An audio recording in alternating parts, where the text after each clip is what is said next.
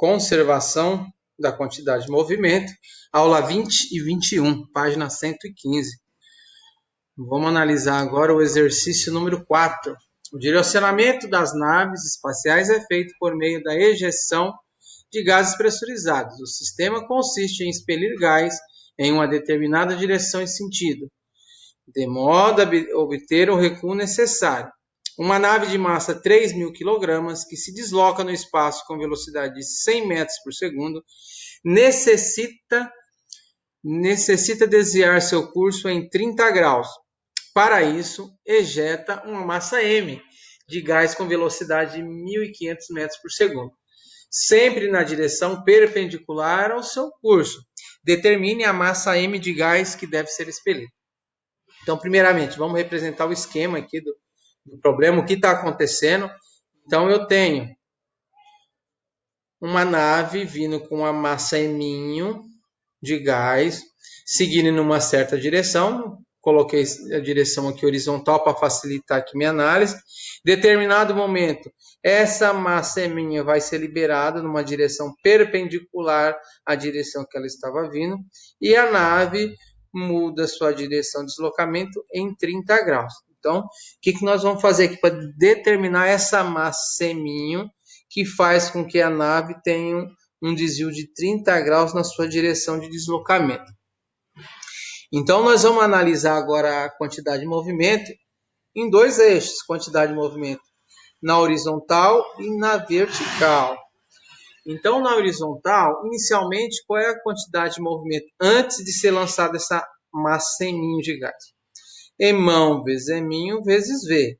Então, pelo princípio da conservação da quantidade de movimento, depois que ocorra algum fenômeno, que no nosso caso é a expulsão dessa massa m, na horizontal eu devo permanecer com a mesma quantidade de movimento, que é mão mais m vezes o v. Então, na direção horizontal, a velocidade permanece a mesma, tá bom? Horizontal aqui, esse v é o mesmo que esse v. Então, na horizontal, a minha velocidade é v, e analisando na horizontal, eu não consigo determinar muitas coisas. Agora, quando eu começo a analisar na vertical, então eu tenho que, inicialmente, a minha quantidade de movimento na horizontal é nula, porque só tem deslocamento na horizontal.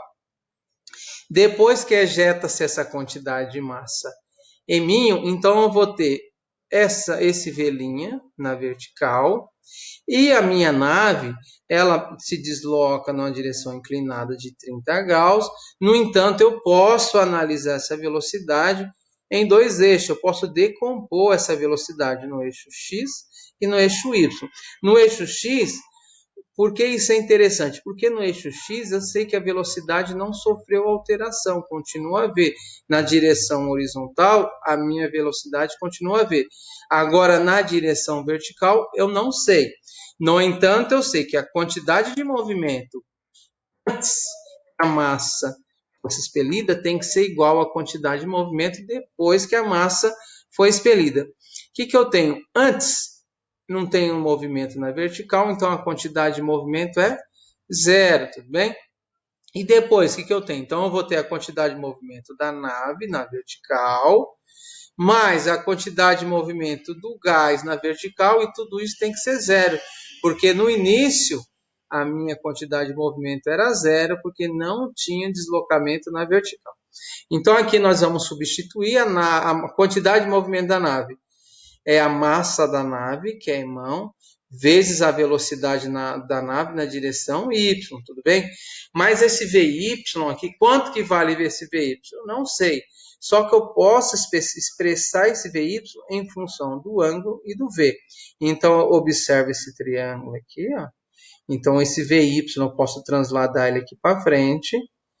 Em relação a esse ângulo de 30 graus, ele é um cateto oposto, só que não tem hipotenusa.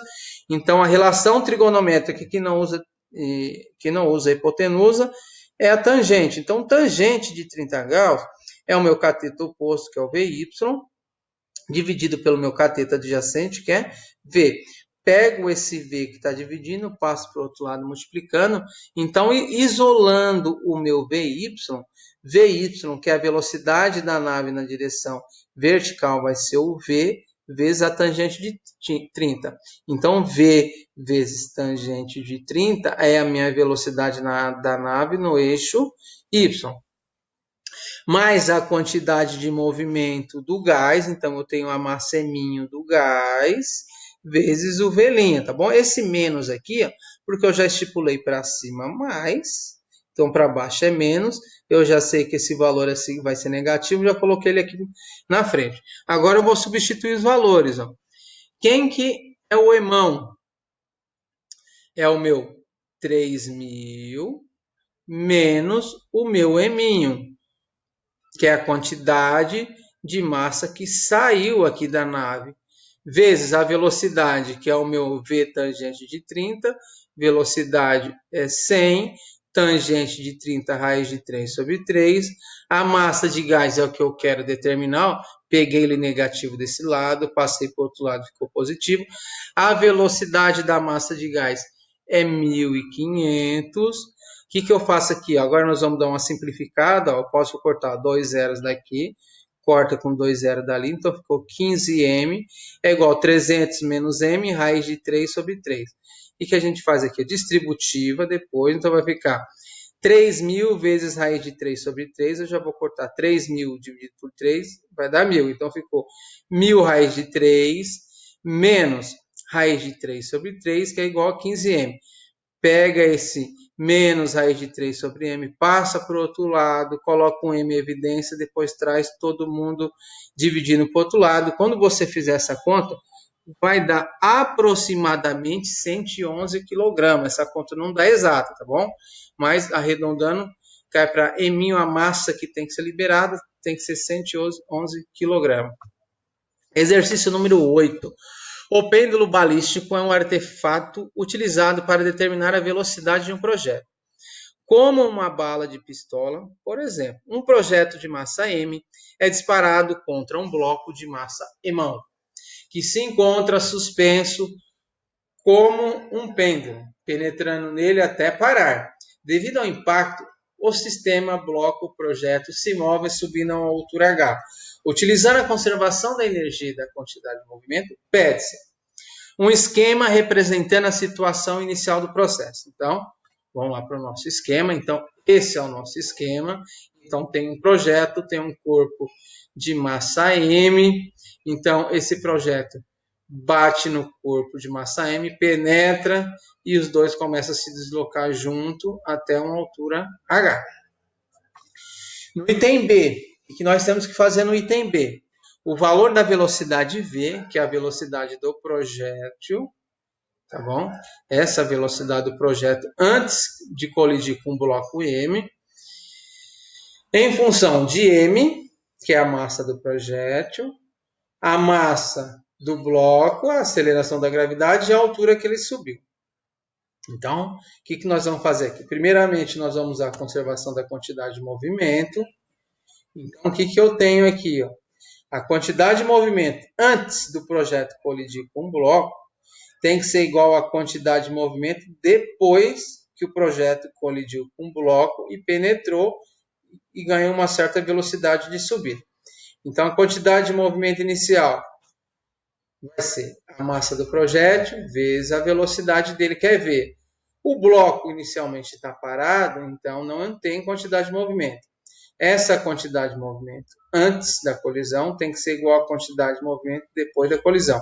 Depois, eles se locomovem junto, como se fosse um corpo só, então a massa deles é m mais m, com a velocidade v', que não sabemos. Aqui eu posso isolar o meu v', então passa todos esses caras para o outro lado dividindo. Então v', que é a velocidade que o conjunto sai momentos antes da penetração do projeto, é igual a m sobre m mais m vezes v. Bom, o que eu tenho que descobrir? A velocidade v em função de m, g e h. Se eu isolar o v aqui, ó, não apareceu nem o G, nem o H. Então, só analisando a quantidade de movimento, conservação da quantidade de movimento, eu não consigo dar uma resposta de V em função de todos esses argumentos. Então, eu preciso de outro artifício. Esse outro artifício será conservação da energia mecânica. Bom, então eu tenho a energia mecânica inicial será igual à energia mecânica final. Energia mecânica inicial, momento antes momento depois da colisão, aqui, tudo bem? Então esse bloco sai com uma velocidade v', então é a partir desse momento que eu vou analisar aqui como momento inicial. Então ele começa a sair ao momento inicial, quando ele chega na altura máxima vai ser o meu momento final, e aí eu calculo a energia mecânica. Então, a energia mecânica inicial, considerarei o meu referencial aqui mesmo. Então, pelo fato de considerar o referencial na posição que ele sai aqui após o projeto penetrar no bloco, então a minha energia potencial gravitacional não preciso utilizar. Então, a energia mecânica inicial se resume nessa situação a energia cinética. Quem é a energia cinética? Massa vezes velocidade ao quadrado dividido por 2. Quem que é a massa? O eminho mais o emão, porque todo mundo sai junto. V' ao quadrado dividido por 2, que é igual. Momento final. Quem que é o momento final? É esta situação, onde o conjunto está na altura máxima. Está na altura máxima, não tem velocidade, então, nessa altura máxima, eu só tenho energia potencial gravitacional, que é o mgh. Quem que é a massa do objeto? É o μ mais emão. Cortei tudo, aí eu fiquei. Então, V' ao quadrado, peguei esse 2 que está dividindo, passa para o outro lado multiplicando, é igual a 2GH. No entanto, o exercício pede para eu calcular o valor de V, aqui nem apareceu V. No entanto, aqui apareceu G e H, o que estava faltando nessa equação para eu conseguir determinar V em função de todos os argumentos. Eu tenho V' aqui, vou fazer uma coisa óbvia. V' é igual a V'. No entanto, eu vou falar V' ao quadrado é igual a V' ao quadrado. Não fiz nada de estranho. Então, quem que é V' ao quadrado? 2GH. 2GH. Quem que é V' ao quadrado? Esses caras ao quadrado. Então, vai ser V ao quadrado, M ao quadrado, sobre M mais emão ao quadrado, é que eu coloquei aqui desse lado. Vou isolar V, que eu quero determinar o V em função de todos esses elementos. M mais M, emão ao quadrado, passa para o outro lado multiplicando. M ao quadrado passa para o outro lado dividindo. Aqui eu iria permanecer com V quadrado, só que eu não quero V quadrado. Eu quero V. Para sair esse 2, eu coloco raiz quadrada dos dois lados da minha equação. Então, ficou V é igual, esse 2 cortou com a raiz quadrada, esse 2 cortou com a raiz quadrada. Lembre que esse denominador passa para o outro lado, ele fica na parte de cima no numerador, e o que era numerador passa para o denominador.